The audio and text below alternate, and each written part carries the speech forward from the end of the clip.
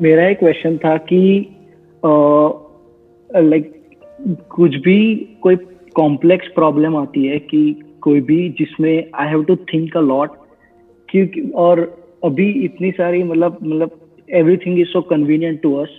मुझे लगता है कि जो मेरी थॉट प्रोसेस है लाइक क्रिटिकल थिंकिंग की, वो एकदम से रुक गई है जस्ट बिकॉज मुझे सब कुछ अभी मतलब रेडी मिल जाता है। तो कोई भी क्रिटिकल चीज आती है तो मैं उसको सॉल्व नहीं कर पाता। I always seek advice from someone, और कोई भी अगर एडवाइस देता है तो वो अपने एक स्टैंड पॉइंट से देता है and I always take that for granted. और मैं आई लाइक क्रिटिकली मतलब सोच नहीं पाता कि इस प्रॉब्लम को मैं पर्सनल लेवल पे कैसे सॉल्व कर सकता हूँ। ऑलवेज सीक फॉर समवन कि वो मुझे एडवाइस देंगे और then I will work on it. The problem that you are talking about कि भाई हम क्रिटिकली नहीं सोच पाते हैं या फिर किसी भी प्रॉब्लम की हम डेप्थ में नहीं जा पाते हैं, ये अकेले आपकी प्रॉब्लम नहीं है। जो आपकी जनरेशन है ना, ये मतलब you must be around 22, 23 if I am not wrong, right? 21, right. हाँ, तो ये जो एज ग्रुप है ना, ये जो 20-22 साल की एज ग्रुप है, इस एज ग्रुप में बहुत लोगों को ये प्रॉब्लम आ रही है कि मतलब माइंड एक जगह पे टिकता ही नहीं है।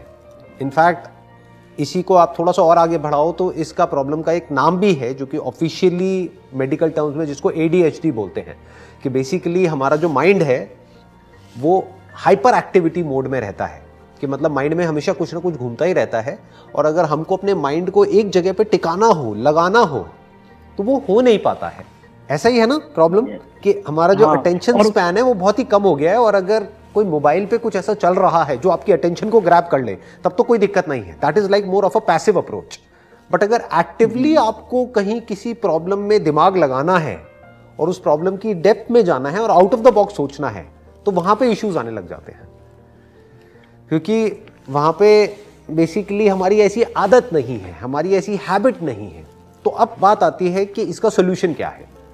आप क्या करो, अपने आप को किसी चैलेंजिंग एनवायरनमेंट में डाल दो जहां पर कि आपके पास में कोई ऑप्शन ना हो, बट आपको हर कदम पे दिमाग लगाना ही पड़े। For example, you can go on a track. आप जैसे अभी कनाडा में हो, राइट?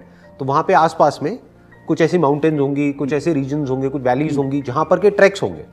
तो आप ट्रैकिंग के लिए जा सकते हो। उससे क्या होगा कि you can't afford to be passive there, क्योंकि अगर आपने गलती करी तो पैर फिसल जाएगा, गिर जाओगे, लग जाएगी। हर कदम पे आपको अलर्ट रहना होगा। तो इससे क्या है, आपकी प्रैक्टिस होगी इस मूवमेंट में पूरी तरह से रहने की।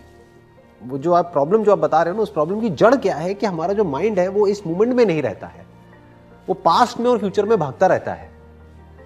अगर कुछ हमको ऐसा मिल जाए जो कि हमारी अटेंशन को ग्रैब कर ले, तब तो दिक्कत ही नहीं है, that is more like passive.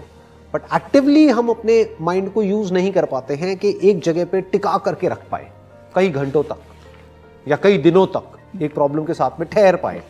तभी तो उसकी डेप्थ में जाएंगे, तभी तो हम क्रिटिकली सोचेंगे, तभी तो उसके अंदर से हम सोल्यूशन निकालेंगे।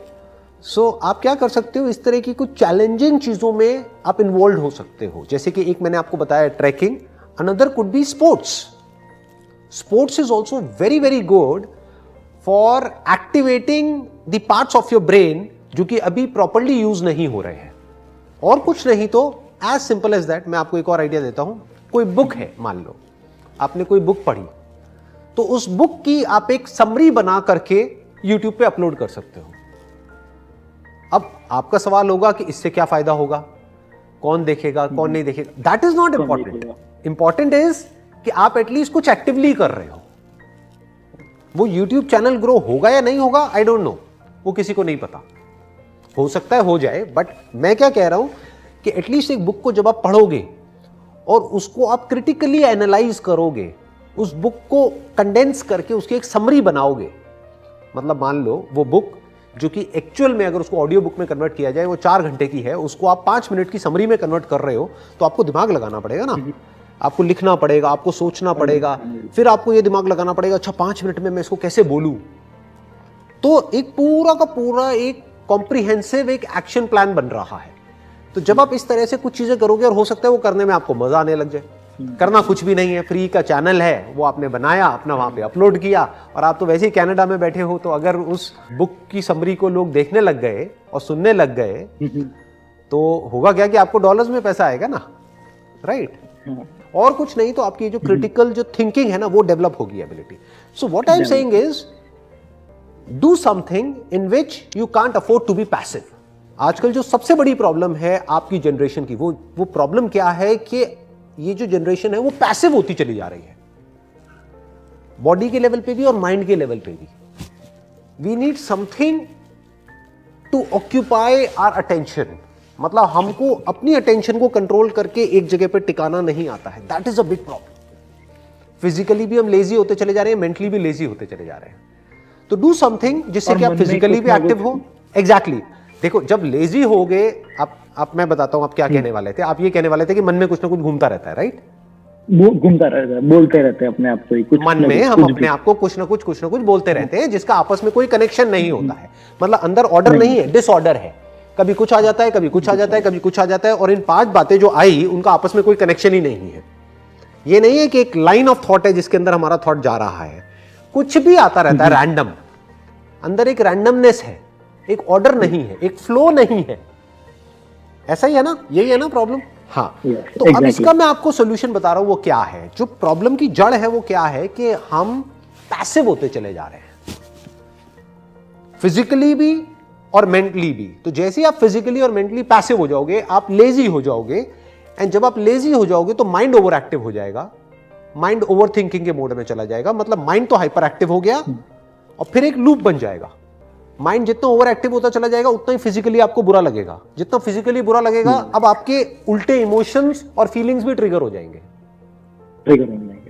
Now you will get into that loop which is called the loop of whatever you would like to call it as overthinking.